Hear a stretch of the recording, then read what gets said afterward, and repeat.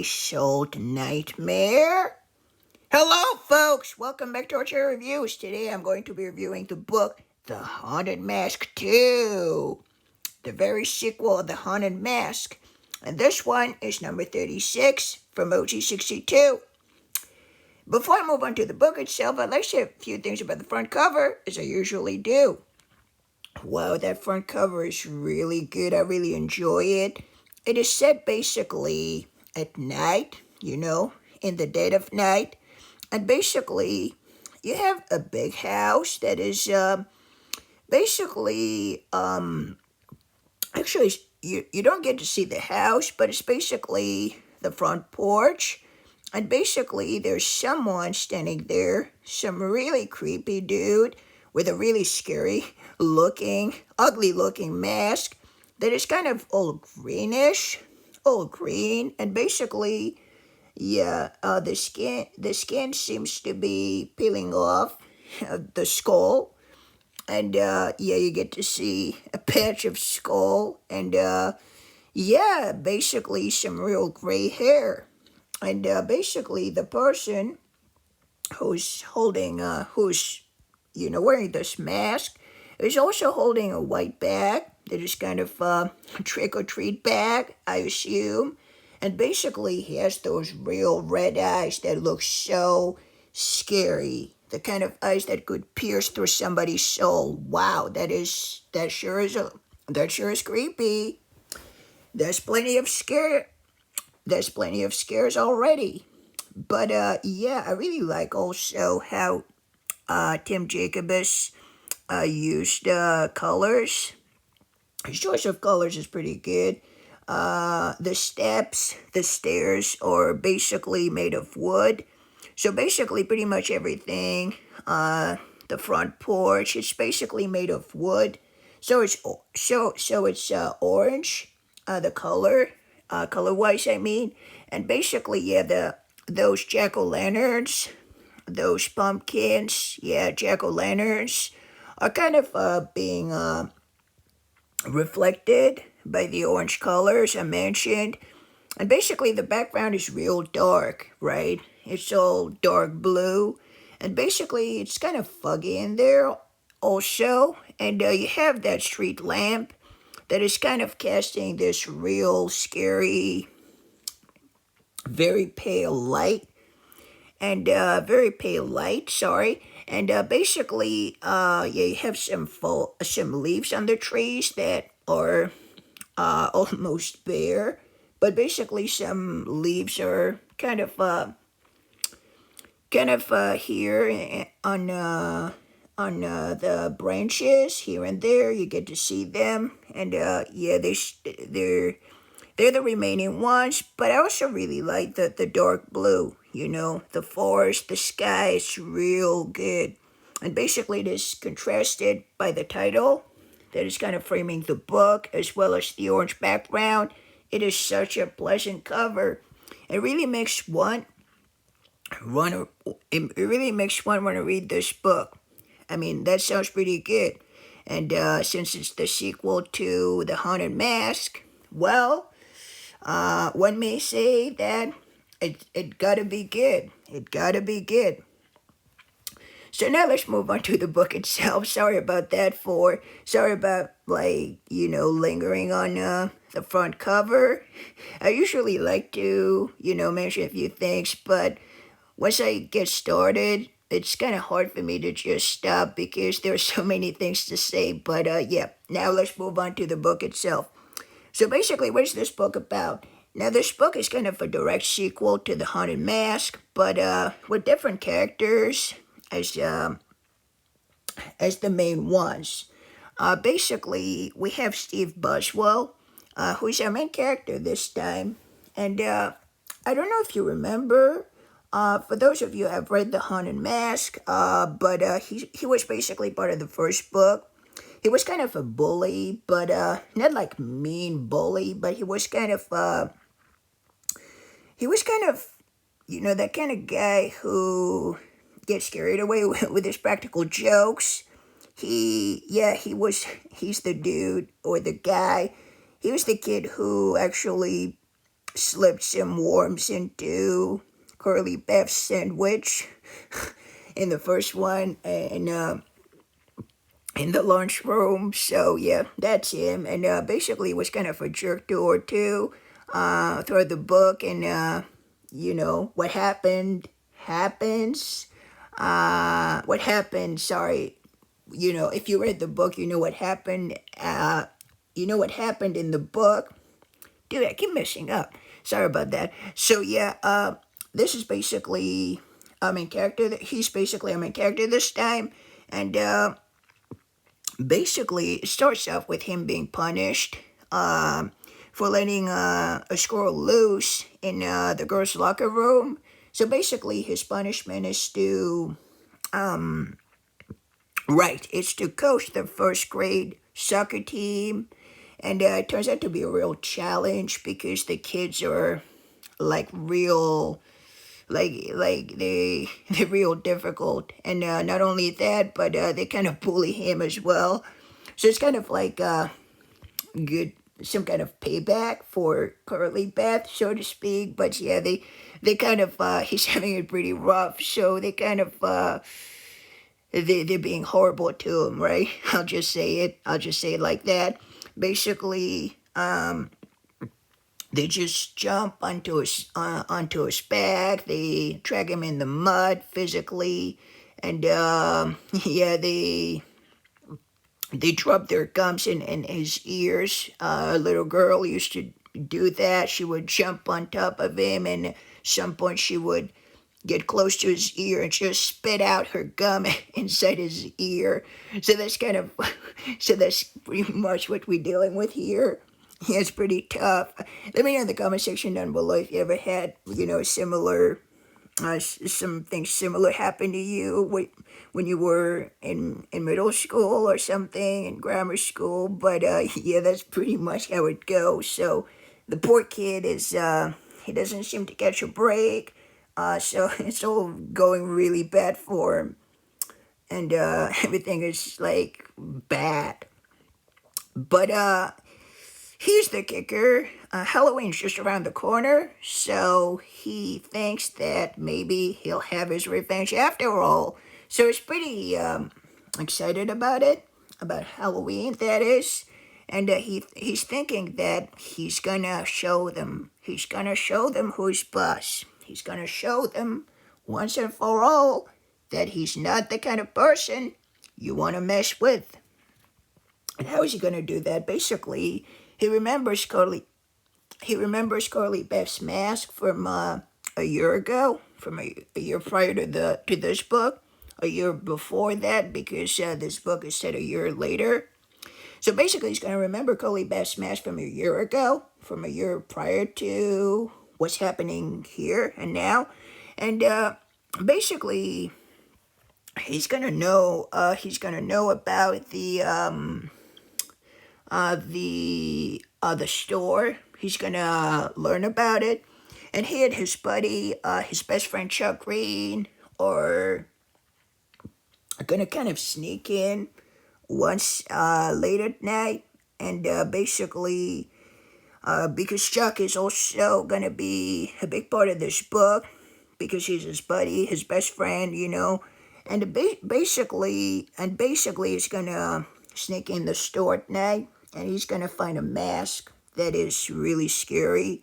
That's kind of like disgusting looking, with one tooth hanging down from its upper jaw. Kind of like in the book, on the book cover. So basically, he's gonna pick it up and take it with him, and as soon as he puts it in, there's something.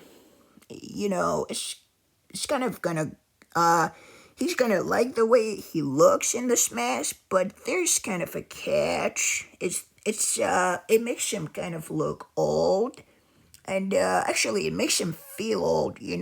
Like he can barely stand on his feet, and he's getting tired and everything, and he's trying to get it off, but it's hard to do. So he's gonna decide to, just stick around and not do much. And Halloween is coming, and he's gonna have that he's gonna have that idea. Basically, he's gonna meet the sixth graders who actually his part of his first grade soccer team. All of them basically, and they call themselves the Walnut Avenue Hawks, the Walnut Avenue Hawks. Sorry about that. The Walnut Avenue Hawks, the Walnut Avenue Hawks, and basically he's gonna meet them, in somewhere in a specific street. I don't want to spoil it too much or anything. Even though I kind of forgot some things since I read it like 2 years ago. But yeah, and then something is gonna happen, and I think that's pretty much it for the summary, because I don't want to spoil it any more than I already have. So I'm gonna stop it right here. So good book, really good book. I really enjoyed it. I read it last in Halloween 2020.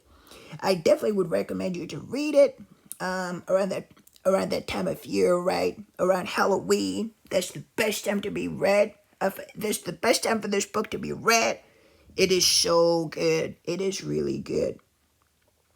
Now, it's not like the first one, in my opinion, because the first one was awesome. Like, almost like, I wouldn't say perfect or anything, but it was close to excellent. Yeah, maybe. It was really good. I really liked it. Now, this one was pretty good, too, I gotta admit. This old man concept, the fact that he's getting old and older and older until he can barely move. I thought it was okay, but I don't know. The first time around, I wasn't feeling so amazed by it. I wasn't feeling that impressed by it, so to speak. But it's pretty good for what it is. Second time I listened to the audiobook, I thought it was pretty good. Having somebody read the story to you. Well, you can just sit around and sit down and relax and close your eyes and imagine that the book is basically coming alive in front of your very own eyes. It's a nice feeling, really. It's really good. I like that. But yeah, this book is good. It's really good. Now, currently, Beth is part of the book as well. I'm not gonna tell you exactly what she does because I don't want to spoil this novel. But yes, she is part of the book, and she's gonna show up in a few times in the book. So if you liked her in the first book, I certainly did. Well, you're gonna be happy to know that she's part of this book too. But yeah, that's a good book. That's a good book. I'd say that it's not my favorite book from OG62, but it did pretty good. It wasn't as great as the first one, but it was good. It held its own. It held its weight. It held its weight. Yeah. I guess that's pretty much it. I like the beginning. The way the story progresses was pretty good. The ending was good. It's kind of funny once in the book. I'm not exactly gonna tell you what is so funny about this book, but there's something pretty funny in there. Yeah, I guess that's pretty much it. I don't really know what else I could add regarding this book. But yeah, would I recommend it? Definitely, especially for those of you who have read the first one and enjoyed it. Yeah, I would recommend you to first read the first book, right? The first Haunted Mask book, number 11 from OG62. Because if you haven't read this for the Haunted Mask, it's gonna be a little bit awkward for you, maybe because you're not familiar. You're not that familiar with the concept, the main concept of the book. It may throw you off a bit, so I would definitely recommend you to read the first one first and then read this one. But yeah, I guess that's pretty much it for this book. I like their soccer team's name, the Walnut Avenue Hogs. I keep saying it, that. I don't know that it has a nice ring to it, I guess. The Walnut Avenue Hogs, the Walnut Avenue Hogs, like a walnut. Yeah, but yeah, these kids, by the way, they were really bad. I thought that was a funny thing in the book to have those kind of wild kids, they're just running loose, wreaking havoc. I think that was good. That this book definitely has a share of fun. It has a share of fun, a share of scares, a share of mystery, it share of suspense as well. So yeah, it's a good book. It is a really good book. The Haunted Mask too. I don't know who in the community loves this book more than the first one. I don't want to say anything that is not true. I don't want to say anything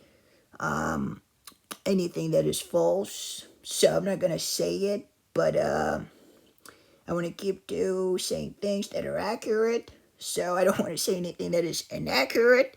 Therefore, but I would totally understand if this book is better for some people than the first one. Yeah, it was really good. It was really good. Steve Bushwell, our main character, I thought was good. I thought he was good. I liked him. I liked him as a main character, and he's not so much of a jerk, you know. Considering this book, in the first one he was really highly unlikable, but in this one he kind of grows into us as readers, and I didn't hate him. After what I read, I thought he was okay. He's a good guy. He's not that bad or anything, and yeah, that's pretty much it. Oh yeah, there's one plot twist in this book, and I'm not gonna tell you exactly what it is, but it kind of has to do with the first book, The Haunted Mask, the previous book from the Haunted Mask series, right? Yeah. But apart from that, this book kind of ties up to the previous one, to the previous Haunted Mask book. When I say previous one, I mean the Haunted Mask, right? The 11th book. Because this one is kind of a direct sequel to it, right? Doesn't make sense. So I'm referring to the original book. So yeah, I guess that's pretty much it. Really good book. I would definitely recommend you to read it around Halloween, around that time of year, or during the fall, or yeah, sometime like this. Maybe if you haven't read it yet, maybe you could add it to your Halloween, to your Halloween book list. And but yeah, that's pretty good, and I would recommend it. So if I were to give this book a rating, I think I'd give it. Sorry about. Let me start over. Sorry about that. If I were to give that book a rating, I think I'd give it. I think I would give it 8 out of 10. It was pretty good, pretty good. I really enjoyed it, and so yeah, I think 8 out of 10 seems like a fair rating to me, and yeah, I guess that's pretty much it. So let me know about you folks. What did you think about the Haunted Mask 2? Did you like it? Did you hate it? And let me know in the comment section down below. I really can't wait to hear about what you have to say on this book. And in the meantime, I'll see you on the next review for The Headless Ghost. In the meantime, folks, stay safe, and goodbye, take care. This Horror Reviews for you signing off. And now I'm going to be reading the summary. Just go and prune face. Just go and prune face. Steve Bushwell will never forget Curly Beth's Halloween mask. It was so gross, so terrifying. But this year Steve wants to have the scariest costume on the block. So he gets a mask from the same store where Curly Beth got hers. It looks like a creepy old man with stringy hair, a wrinkled face, and spiders falling out of the ears. Steve's definitely got the scariest mask around. Too bad he's starting to feel so old and so tired and so evil.